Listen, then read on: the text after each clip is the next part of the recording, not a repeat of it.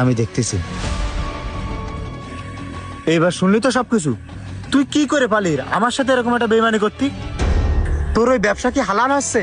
তুই আমারে কইছিস মানুষজন কাঁঠাল কিনতেছে না, এখন কাঁঠাল চলতেছে না, কাঁঠালের দাম নেই, আর তুই আমার ভুলভাল বুঝে সেই কাঁঠাল তুই অর্ধেক দামে কিনে নিয়ে যায় 4 গুণ লাভে বিক্রি করতেছিস। এই ব্যবসা কি তোর হালাল হচ্ছে? আরে থাম তুই, আমি তোরে ফাঁকি দিইনি ভাই। আমি ন্যায্য টাকা দিয়ে তোর কাছে তোর বাগানের কাঁঠালগুলো কিনে নিয়ে গেছি। তোরে রানা কি কয়েছে আর তুই সেই তালে তাল দিচ্ছিস? আরে আমারে তোর এই মনে হয় ভাই আমি টাকা দিয়ে হালাল ভাবে ব্যবসা করতেছি? তোরে রানা সম্পূর্ণ ভুল বুঝ হয়েছে। তালি ওই দিন আমি রানারে কি কইছি তালি তুই শোন। এনে ধর, তোর কাছে তো 50,000 নিলাম, এই জায়গায় আছে। কিরে সেদিনকে টাকা নিলি আর আজকে টাকা দিয়ে দিচ্ছিস?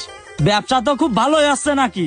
তা ভাই তোকে দুয়াই, প্রথম যে চালান মাল পাঠাইছি এই মালে একটু লাভ হয়েছে। তা তুই সেদিনকে করলি যে মাল কিনতেছিস বিক্রি করতে পারতেছিস নে, বাজার খুব ডাউন যাচ্ছে, তাহলে এখন বাজার খুব ভালো যাচ্ছে নাই?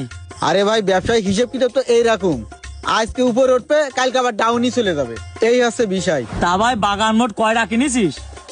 বাগান তো আমার আল্লাহ দিলি দলের নগরে 2টো কিনা আছে, জোরপুরি 1টা কিনা আছে, আর আমাদের ওই যে আলামিন, ওই আলামিনের বাগানটাও কিনা আছে। আরে ভাই ওই আলামিনীর বাগানও কিনেছিস? হ্যাঁ ভাই ওই তোকে দুয়া।